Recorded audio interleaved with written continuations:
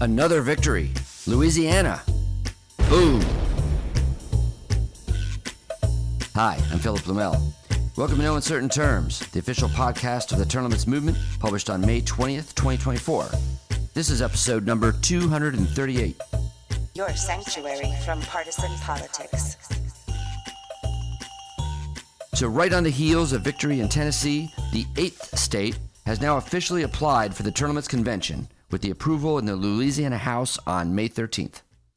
The Louisiana Senate had already passed it in March, as we have reported previously on this podcast.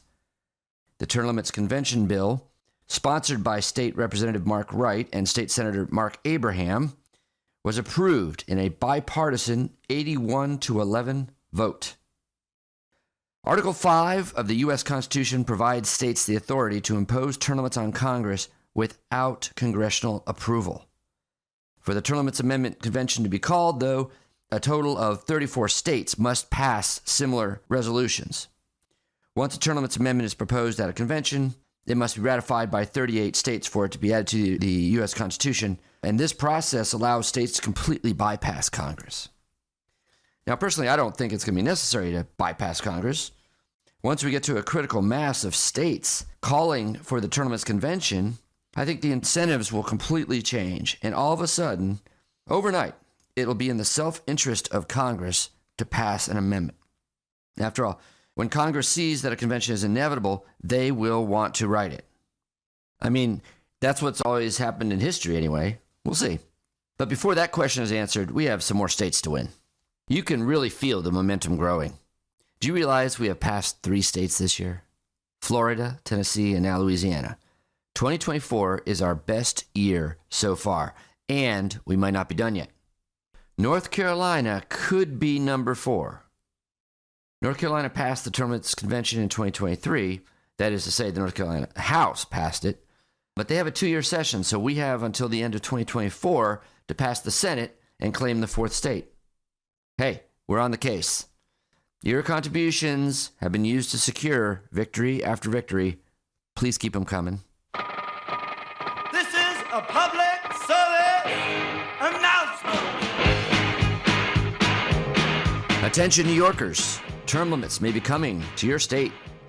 Here's an important announcement from Sophia McKeever on how you can help make that happen. New York is in the minority. It is one of just 13 states who don't have term limits on their gubernatorial offices, even though a new poll shows 70% of New Yorkers favor implementing term limits on our executive branch. We are working with Unite New York, who will be hosting a lobbying day in Albany for term limits on the New York governor and statewide offices.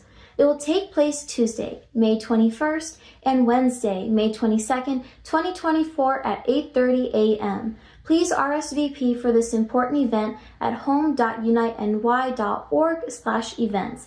Again, that is home.uniteny.org/events. And this is Sophia McKeever with U.S. Term Limits. As Sophia suggests, the ground is rumbling in the Empire State. New Yorkers are not a happy bunch these days. A new poll finds that nearly 1 in 3 New York City voters are considering leaving New York.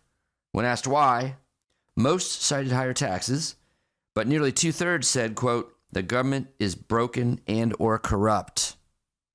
This poll was commissioned by Unite New York. This is the kind of organization that at one time might have been described as a good government group. I don't know if that terminology is still used anymore. Maybe. Anyway, in their words, Unite New York is a movement focused on engaging and empowering voters on important issues of reform that will allow for more voices and more choices and ultimately more democracy. The membership organization seeks a more fair, open, and representative democracy that results in the voice of voters being heard by evolving the electoral system so that officials put what more voters want ahead of party interests. Learn more at www.uniteny.org.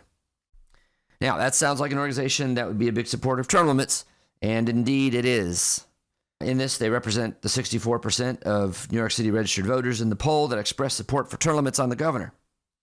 The state legislature is considering legislation that would impose term limits for all statewide officers, and that is a bill that Unite New York strongly supports. So, as Sophia shared in this week's public service announcement, Unite New York is sponsoring a lobby day for citizens to join them walking the halls of the state capitol in Albany, advocating for term limits and other reforms. That is Tuesday and Wednesday, May 21st and 22nd.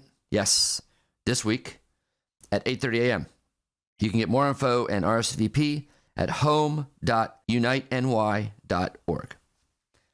In a recently released video, David Green of Unite New York made the case for New York gubernatorial term limits under the title, How to Bring Politicians Back to Reality. Let's hear an excerpt. In the past 20 years, we've had every single statewide office leave in disgrace. Lieutenant Governor Brian Benjamin has resigned after he was arrested on charges of campaign finance fraud. Alan Hevesy, former New York State Comptroller, pleaded guilty Governor to the Andrew felony Cuomo charge revealing he will resign. More on the circus in Albany. Politicians in New York State are out of touch. It's not a good record. At Unite New York last year, we ran polling multiple times, and we found some pretty troubling numbers. We found that 56% of voters thought that the state is on the wrong track. 4 out of 10 voters were considering leaving the state because of our broken politics, and only 10% of voters thought that we were ahead of the curve on election reform. I encounter New Yorkers who are hopeless. They don't feel like change can actually happen. They don't feel like their government listens to them. When looking at the national perspective, we see more of the same. We have 2 presidential candidates running that are a combined age of 158, and voters want fresh faces. They want someone new. A lot of them want literally anyone else. The system as it is causing bad incentives for elected officials, and it's not giving voters as many voices and choices as possible. We want to change this from the ground up. So often when people enter office, they come in for good reasons, and when they get into office, they work on it. It takes a while to adjust to the political world, and then after some amount of time, they can try to make that change. But the thing is, if you let people be in office much longer than that, they're not there to make a change for their constituents. They're there just to stay in power. So when someone is an incumbent for a really long time, they can over time build up an incredible war chest that allows them to stay in office. And then once they've built up that kind of infrastructure, it can be really hard for someone new to break into that system. Politicians, once they have the incumbency advantage and they're running consistently as the person who's already in the seat, they can win elections over and over again. It is very hard for someone to come in and challenge them and boot them out of power. When we have people that spend their entire lives as politicians, they're going to get out of touch. They're not going to be able to understand what normal Americans are going through. Surely we can do better. Now, in the past few years in New York, we've seen a lot of progress on voter access. We've seen publicly financed campaigns, independent redistricting, improved registration, but despite that, voters aren't happy. They're expressing that there are issues with the system as it stands. It seems that the only thing that can make people leave office on the statewide level is death, the criminal justice system, or their own embarrassment. We've had really low voter turnout in New York, less than 15%, and we now have more independent voters than we've ever had before. So they really deserve a voice. We want to change the incentives that politicians have. So term limits are a limit on the amount of terms or years in office that an elected official can have. We have this in a lot of the country. 37 states have term limits for governor, and 16 states have term limits of some kind for their legislatures. In New York City, there are term limits for the mayor and for the city council, and judges in New York have to leave office at age 70. But statewide, we don't have that at all. When looking at the national perspective, as you probably know, the president is limited to 2 terms. But for Congress, you can serve as many terms as you want. You could serve for 40 years, your whole life. The longest serving congressperson ever, John Dingell, served for almost 60 years. The bill we're supporting enacts common sense term limits. A 3-term limit on all statewide offices: governor, lieutenant governor, attorney general, and comptroller. Term limits end the perpetual campaign cycle. This frees up elected officials to do the right thing instead of just what's politically expedient. This means that complicated and important political issues might actually get the attention that they deserve. Thankfully, Unite New York is not alone in our advocacy. Governor Kathy Hochul, in her first State of the State in 2022, proposed term limits. We are submitting a proposal to the legislature to enact 2 term limits for statewide officials. For government to work, Those of us in power cannot continue to cling to it. Across the country, nearly 3/4 of Democrats want term limits, and more than 80% of Republicans. Moving forward with sensible term limits can improve how Congress works. The American people overwhelmingly support term limits, and that's on a bipartisan basis. We need term limits, which 75% of us are for. It's common sense. Let's get this done. As president, I will push to impose term limits on all members of Congress. I think we want to see new voices and new ideas emerge. That's part of the reason why term limits are a really useful thing. When Democrats and Republicans can agree on something, probably there's a reason. Our own Holly Robichaud interviewed Tim Dunn of Unite New York earlier this year as well. To watch the interview, go to youtube.com/US term limits, all one word. Next, would a term limits convention run away? And what does that mean anyway?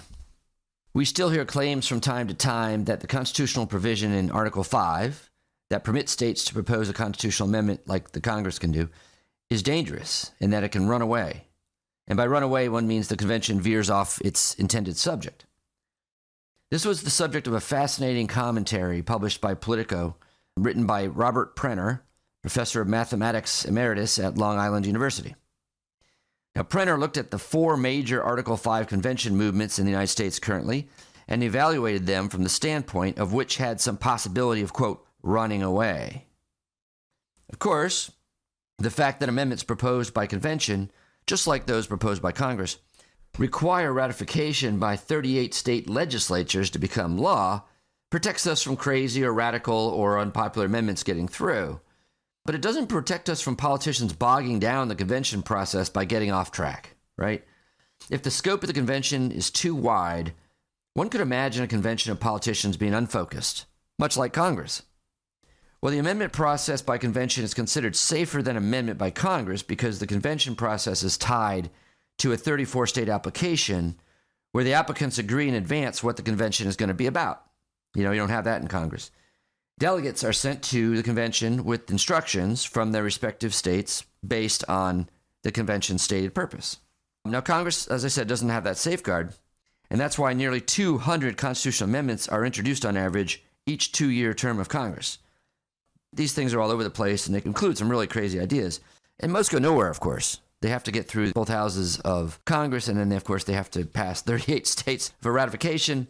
And so far in our history, less than 30 have done so. Okay, back to Prenner. The 4 major Article 5 convention movements in the United States right now are the Convention of States Project, the Balanced Budget Amendment, Campaign Finance Reform, and, of course, the Term Limits Convention. And Prenner rates each of these. He argues the wider the scope of the convention application, the greater the danger of having the convention veer off topic. Here's how he rates each of the 4.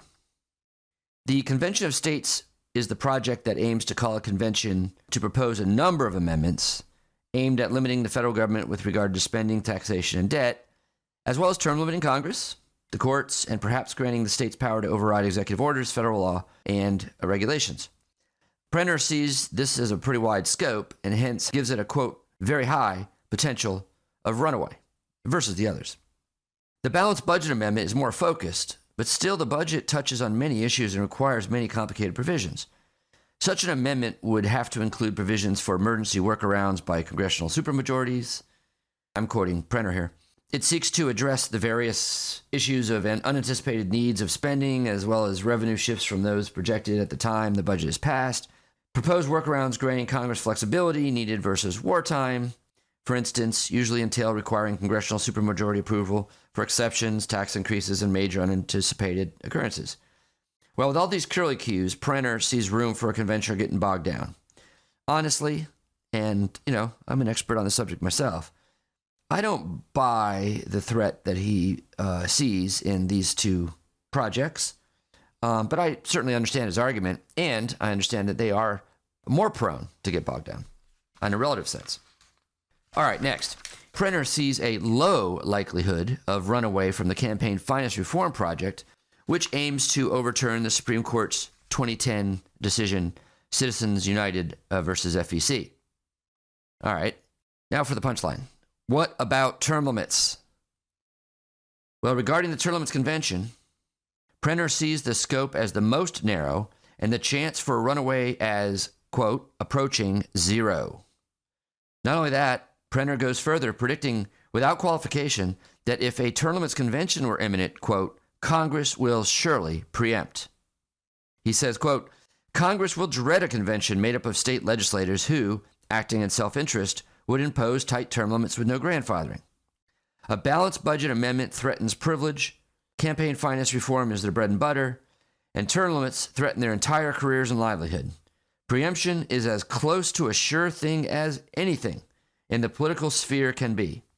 Note that he feels that preemption is likely in a balanced budget amendment convention and also one on the subject of campaign finance reform. History suggests Prenner is right. There's never been an Article 5 convention because when the states threaten one, as they have several times in history, Congress has historically responded by proposing their own amendment. So, like Prenner, we at U.S. Term Limits expect history to repeat. And, like most Americans, I can't wait. Like the show? You can help by subscribing and leaving a 5-star review on both Apple and Spotify. It's free. Thanks for joining us for another episode of No Uncertain Terms. The term limits convention bills are moving through the state legislatures. This could be a breakthrough year for the term limits movement. To check on the status of the term limits convention resolution in your state, go to termlimits.com/takeaction. There, you will see if it has been introduced and where it stands in the committee process on its way to the floor vote. If there's action to take, you'll see a Take Action button by your state. Click it. This will give you the opportunity to send a message to the most relevant legislators, urging them to support the legislation. They have to know you're watching. That's termlimits.com/takeaction. If your state has already passed the term limits convention resolution, or the bill's not been introduced in your state, you can still help. Please consider making a contribution to U.S. term limits. It is our aim to hit the reset button on the U.S. Congress, and you can help. Go to termlimits.com/donate. termlimits.com/donate. Thanks. We'll be back next week. Find us on most social media at U.S. Term Limits. Like us on Facebook, Twitter, YouTube, Instagram, and now LinkedIn.